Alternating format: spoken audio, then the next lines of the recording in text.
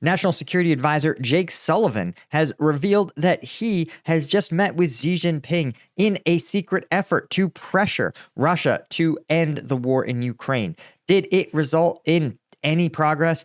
And is the UK pressuring the US to give them some top secret tech to allow Ukraine to strike deep into Russian turf?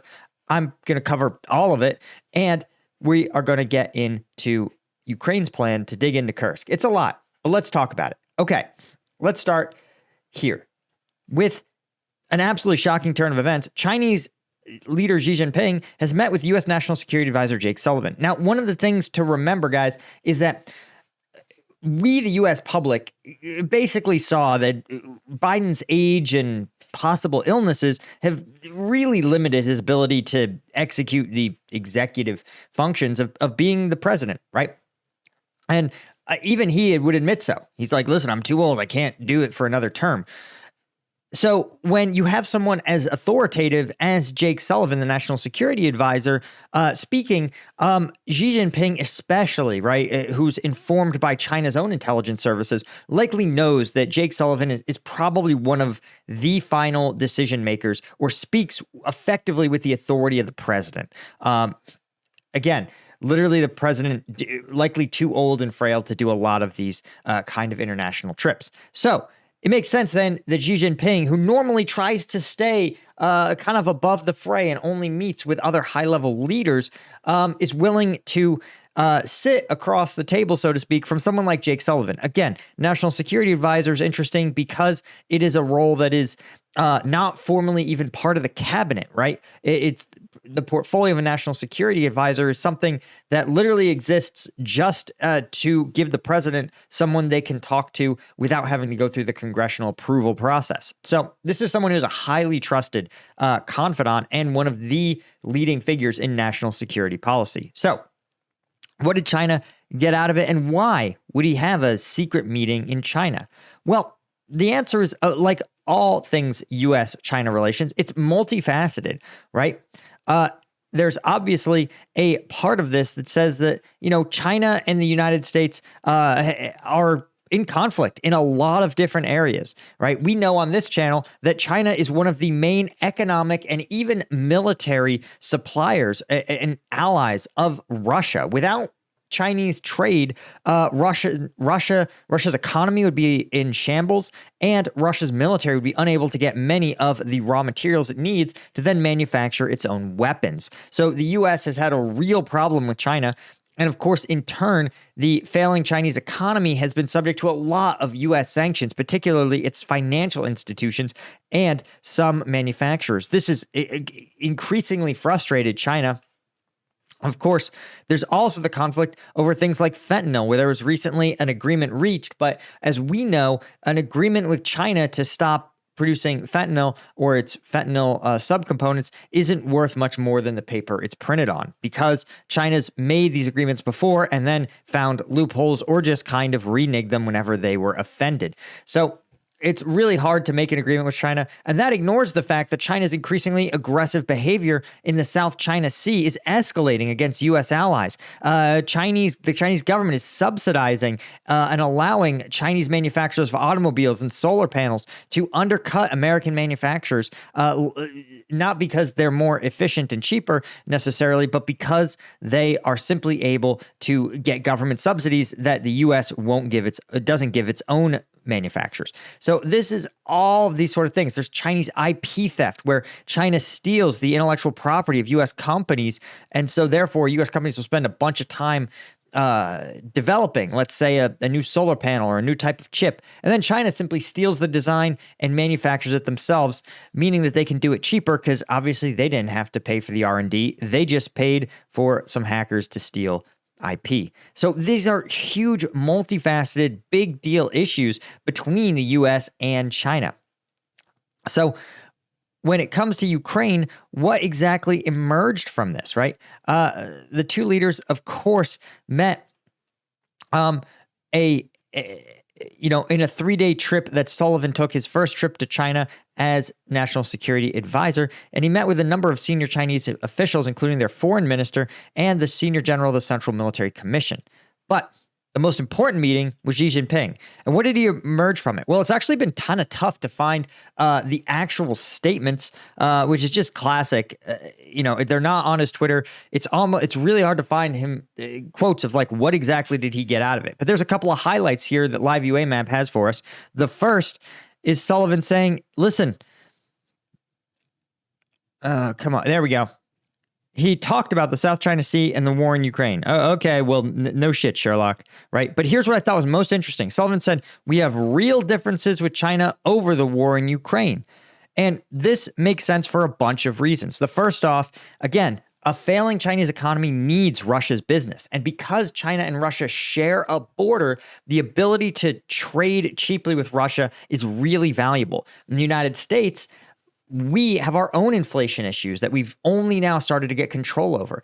And so that means that we don't want to piss off China. We need cheap Chinese goods to keep inflation low. So we're limited in how hard we can punish China. We can't sit there and go, China, you can either trade with Russia or with us, because that'll blow up our own economy. And unfortunately, as we've seen, Putin doesn't have to worry about losing an election because he's an autocrat.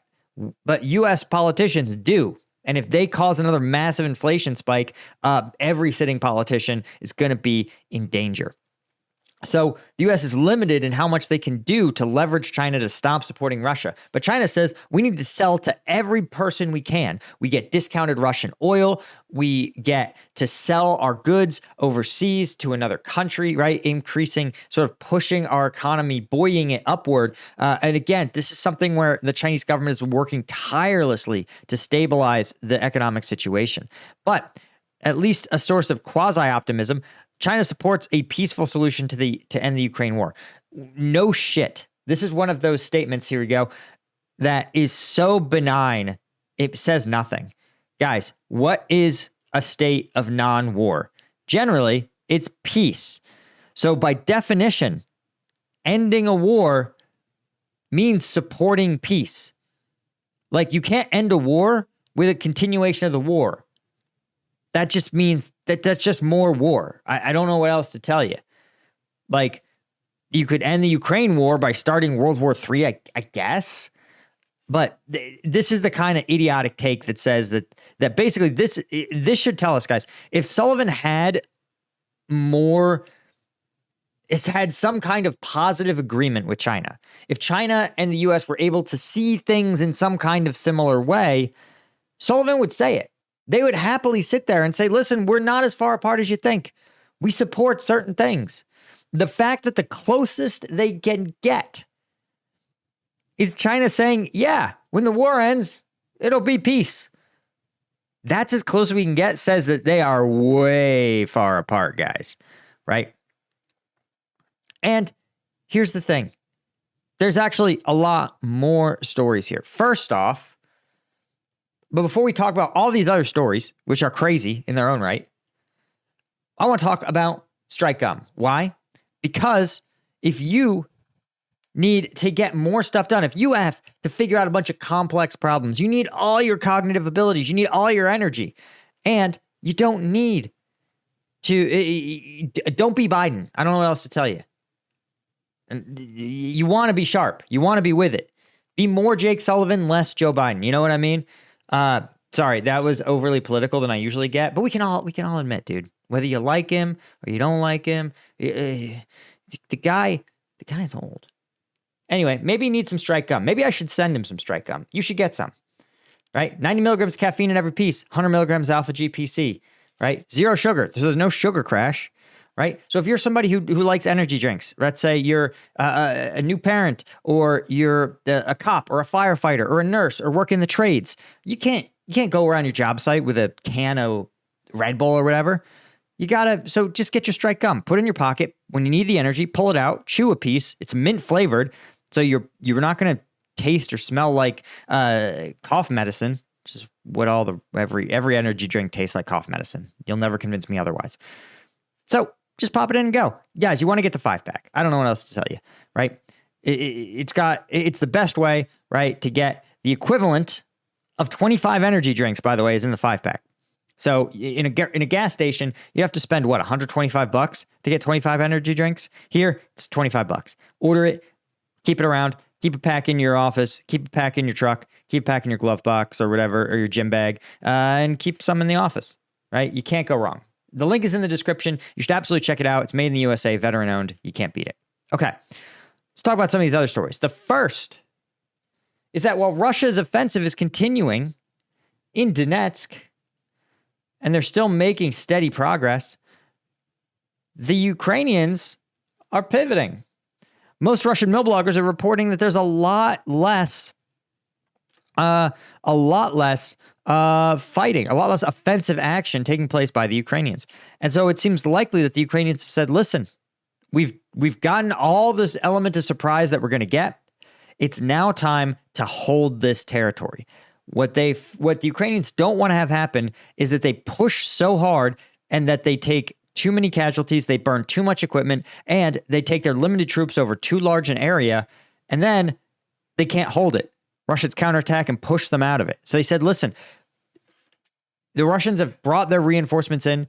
We are going to dig into this turf, and we are not going to let any of it go, right? And we've heard rumors that Putin has ordered his troops to retake Kursk by October 1st, because again, Putin does not want to sit at the negotiating table where Ukraine has a big slice of Russian territory. It's too embarrassing.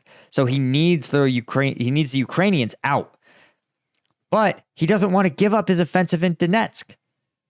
And this is all sort of bound up together. So for the Ukrainians, holding this turf is priority number one. And you can see that basically almost all sources agree. This is they hold what they hold here. And the Ukrainians got to dig in, and they are not going to let this go at all, right? We know they're capable of it. We know that under Zaluzhny, he had a no step backward mentality. And so that's why he refused to even give up places like Avdiivka. But when Syrskyi took over, Syrskyi said, listen, we're going to inflict a lot of casualties on the Russians. And that means giving them some territory, getting them to come forward. And so that's what they've been doing here. But it doesn't mean that the Ukrainians can't stop the Russians. It means that they don't want to. There's a difference, right? The Ukrainians allowed the Russians to come forward. We knew they had other brigades, but those brigades, we now know, were prepping for Kursk, right? So that's kind of the perspective to bear in with this Ukrainian effort to dig in. But there's even more negotiations happening behind the scenes. We know that Ukraine has made long-range strikes in Russian strategic and operational targets a huge priority. But the Ukrainians have developed some of their own deep strike missiles, but it's still, they would love to use the UK's Storm Shadows, a long or medium range cruise missile, to hit military targets inside Russia. But Financial Times reported that essentially, British and French Storm Shadows require access to what they say is American Intelligence Surveillance Reconnaissance, so ISR, in areas where Russian forces are jamming the GPS signals that the missiles use for targeting, right?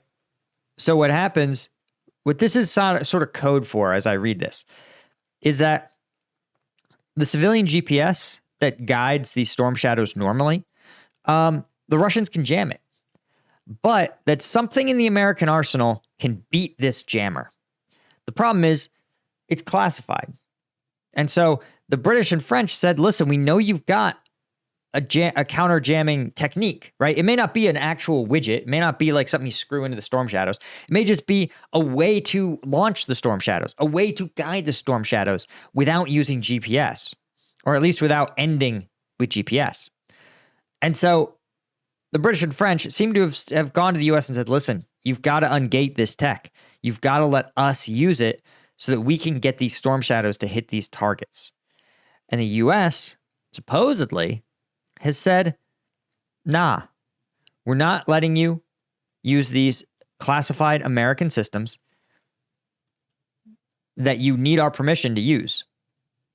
In fact, whatever it is, it's so sensitive that the Telegraph deleted a section from its original article saying that the UK has not formally asked the US to allow Ukraine to use Storm Shadows to strike military targets within Russia. Then a White House source stated that the U.S. is concerned about how the use of the missiles, even with U.S. approval, could escalate the situation and draw the U.S. into war in Ukraine, which is again, something I'm a little skeptical of. It sounds like the U.S. being drawn into the war would be worse, far worse, for Russia than it would be for the United States. And again, we use the word like U.S. drawn into the war to imply like U.S. Marines are going to be pew-pewing Russians. But remember, sometimes this could mean a lot of things, as I point out, right? Sometimes it's not an escalation. Sometimes it's literally just the United States just saying, hey, we don't want to ungate our top secret tech. And that's okay. It's okay to sit there and be like, listen, this isn't important enough for us to reveal the tricks that we use to beat Russian GPS jamming. Because once we out ourselves as having these techniques, Russia can start to work on counters to them. And the U.S. may say, listen, let Russia have their jammers. We want to keep this in our back pocket for when it's U.S. troops that need these missiles to hit, right? In the future war, the future conflict. So that's one of the big fears I think that the U.S. has, not so much escalation. Because again, the Ukrainians using UK-provided missiles itself is not that escalatory. Ukrainians already hit strategic Russian targets with drones. I think this is really about the U.S. preserving its ace in the hole tech. Anyway, guys, that's all I had. Please subscribe to the channel. That makes a difference for us. Especially a huge thank you to Martin Baum, Chris Rossi, Stuart Abel, Daniel Brown, Sergei Zinchenko, Chris Holmes, Chris Gorsuch, all the lieutenant tier members of CombatVetNews.com. I could not do this without you guys. I appreciate you so much, and I will see you in the next one. Cheers.